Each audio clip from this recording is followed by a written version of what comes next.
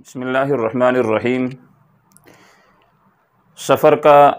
مہینہ چونکہ شروع ہو چکا ہے اور اس مہینے کے حوالے سے زمانۂ جاہلیت کے اندر کچھ باطل خیالات اور باطل عقائد تھے، مگر افسوس کے ساتھ آج کے بعض مسلمان بھی زمانۂ جاہلیت والے ان بعض خیالات اور اعتقادات کو اپنا رہے ہیں۔ سال کے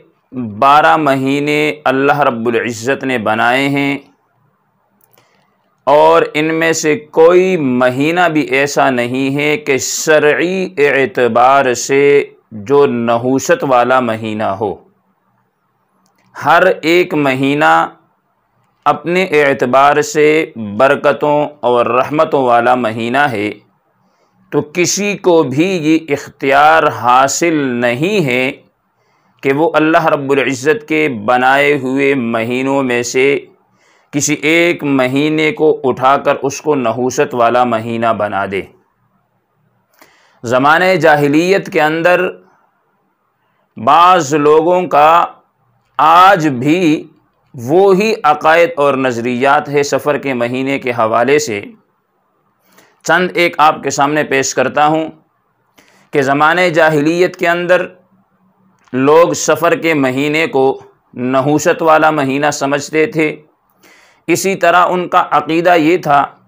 کہ اس مہینے کے اندر آسمان سے بہت زیادہ آفتیں نازل ہوتی ہیں، اترتی ہیں۔ اسی طرح ان کا عقیدہ یہ تھا کہ اس مہینے کے اندر جنات کی کثرت ہو جاتی ہے، جو گھروں کے اندر بھی لوگوں کو تکالیف پہنچاتے ہیں، باہر بھی لوگوں کو مصیبتوں میں مبتلا کرتے ہیں۔ اسی طرح وہ سفر کے مہینے میں کسی کاروبار وغیرہ کا افتتاح نہیں کرتے، وہ سمجھتے تھے کہ اس کے اندر برکت نہیں ہوگی۔ اسی طرح اگر انہوں نے نئے مکان بنانا ہو تو سفر کے مہینے میں اس کی تعمیر وغیرہ نہیں کرتے تھے۔ تو آپ صلی اللہ علیہ وسلم نے فرمایا کہ لا سفرا، کہ سفر کے مہینے کے اندر کوئی نحوست وغیرہ نہیں ہے۔ دوسرے نقطۂ نظر سے اگر ہم دیکھیں تو سفر کے مہینے کے اندر بہت زیادہ اسلامی غزوات ایسے ہیں کہ جو سفر کے مہینے کے اندر وقوع پذیر ہوئے، اور اسی مہینے کے اندر صحابہ کرام فتح یاب ہوئے، جن میں سے چند مشہور غزوات آپ کے سامنے رکھ رہا ہوں۔ سن 7 ہجری کے اندر جو غزوہ خیبر فتح ہوا، یہ بھی سفر کا مہینہ تھا۔ اسی طرح جو کیسر و کسریٰ کے محلات جس جگہ مدائن کے اندر تھے، یہ علاقہ جب فتح ہوا تو یہ سن 16 ہجری کے اندر ہوا، اور اس وقت بھی سفر کا مہینہ تھا۔ اسی طرح غزوہ ابوا وغیرہ، اس کے علاوہ دیگر غزوات بھی سفر کے مہینہ میں وقوع پذیر ہوئے، اور اللہ رب العزت نے مسلمانوں کو فتح عطا فرمائی ہے۔ لہٰذا یہ بات ذہن میں رکھنا، بعض لوگ آج بھی ہیں جو شادیاں اس مہینے میں نہیں کرتے، کاروبار کی افتتاح اس مہینے میں نہیں کرتے، اس مہینے کو نحوست والا مہینہ سمجھتے ہیں، تو وہ انتہائی غلط عقیدہ ہے ان کا، بے بنیاد عقیدہ ہے ان کا۔ شریعت اسلامیہ کی تعلیمات یہی ہے کہ سال کے 12 مہینے ہیں، 12 مہینے بنائے اللہ نے ہیں، اعلان ان مہینوں کا محمد الرسول اللہ نے کیا ہے۔ لہٰذا ان مہینوں کے اندر کوئی مہینہ، کوئی دن، کوئی گھڑی ایسی نہیں ہے کہ جس کو نحوست والی گھڑی کہا جائے، اور اگر کوئی شخص یہ سمجھتا ہے تو وہ گناہگار ہوتا ہے، وہ اپنے لیے گناہوں کا ایک ذخیرہ جمع کر رہا ہے۔ دوسری ایک اہم بات، آج کل سوشل میڈیا پہ لوگ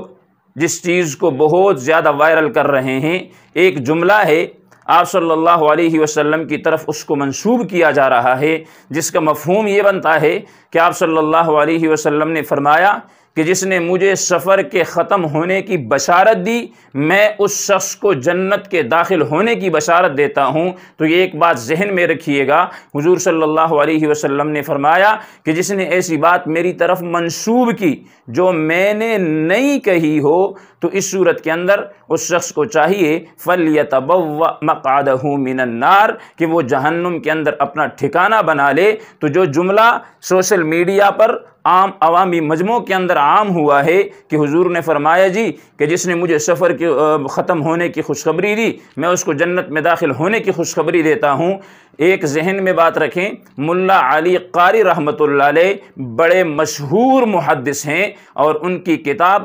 الموضوعات الکبیر، اس کتاب کے اندر انہوں نے اس جملے کے بارے میں لکھا ہے کہ یہ جملہ بے اصل اور موضوع ہے، اس کا آپ صلی اللہ علیہ وسلم کے ساتھ کوئی تعلق نہیں ہے۔ حضور صلی اللہ علیہ وسلم نے ایسا کوئی جملہ ارشاد نہیں فرمایا،